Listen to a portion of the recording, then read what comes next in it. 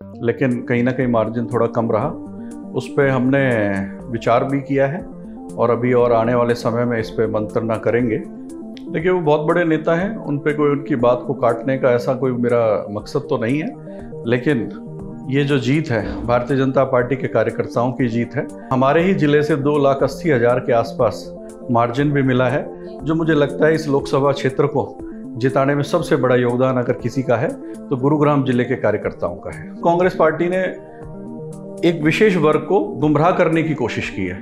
जिस प्रकार से संविधान को बदलने की बात की, इस प्रकार के प्रपंच रच के और कहीं ना कहीं हम जनता को नहीं समझा पाए, जिन लोगों ने वोट नहीं दिया कि संविधान नहीं बदल रहा है। जैसे ही लोकसभा चुनाव समाप्त हुआ, हम अगले ही दिन से विधानसभा चुनाव की तैयारियों में लग गए थे कि हम चारों की चारों विधानसभा सीटें फिर से जीतने वाले हैं।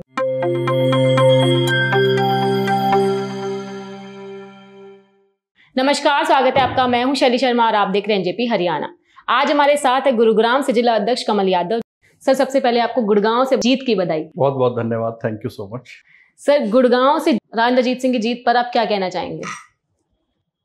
राव इंद्रजीत सिंह की जीत भारतीय जनता पार्टी के प्रत्याशी के रूप में मैं धन्यवाद करता हूं पूरे गुरुग्राम लोकसभा के मतदाताओं का, जिन्होंने तीसरी बार राव इंद्रजीत सिंह जी को इस लोकसभा से जिता करके आदरणीय नरेंद्र मोदी जी को मजबूत किया और एनडीए की सरकार बनाने में मदद की। हरियाणा में भाजपा की 5 सीटें आई है, लेकिन भाजपा पहले बड़े दावे कर रही थी कि अच्छे मार्जिन से जीतेंगे। और हम गुड़गांव लोकसभा क्षेत्र की बात करें तो पिछली बार के मुकाबले इस बार बहुत कम मार्जिन रहा वोटों का, तो इस पर आप क्या कहेंगे? देखिए, निश्चित रूप से हम अनुमान और ज़्यादा वोटों का जीतने का लगा रहे थे, लेकिन कहीं ना कहीं मार्जिन थोड़ा कम रहा। उस पर हमने विचार भी किया है और अभी और आने वाले समय में इस पर मंत्रणा करेंगे कि कहाँ मार्जिन घटा और क्या कमियां रही। उन कमियों को आगे आने वाले चुनाव में दूर करने की कोशिश करेंगे। जिस दिन परिणाम आया था, राव इंद्रजीत सिंह ने उस दिन भाषण दिया था कि अगर मेरे कार्यकर्ता नहीं होते तो मैं चुनाव हार जाता। हालांकि उन्होंने गुड़गांव विधानसभा और बादशाहपुर के लिए नहीं कही थी, रेवाड़ी और बावल के लिए कही थी।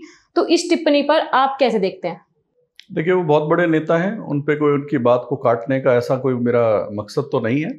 लेकिन ये जो जीत है भारतीय जनता पार्टी के कार्यकर्ताओं की जीत है। और अगर मैं जिलाध्यक्ष होने के नाते गुरुग्राम जिले की बात करूं, चारों विधानसभाओं से अच्छे मार्जिन से वो जीते हैं। और मेरे जिले ने एक एक कार्यकर्ता ने दिन रात मेहनत करके इस सीट को जिताने का काम किया है। और हमारे ही जिले से 2,80,000 के आसपास मार्जिन भी मिला है, जो मुझे लगता है इस लोकसभा क्षेत्र को जिताने में सबसे बड़ा योगदान अगर किसी का है तो गुरुग्राम जिले के कार्यकर्ताओं का है। माना जा रहा है भाजपा को अनुसूचित जाति का वोट नहीं मिला है, इसके पीछे आप क्या वजह मानते हैं? बहुत ज़्यादा तो मैं इस बारे में नहीं कहूँगा कि नहीं मिला है। हाँ, पहले की निस्बत घटा है थोड़ा सा, उसके बारे में तो ज़रूर मैं बताना चाहूँगा।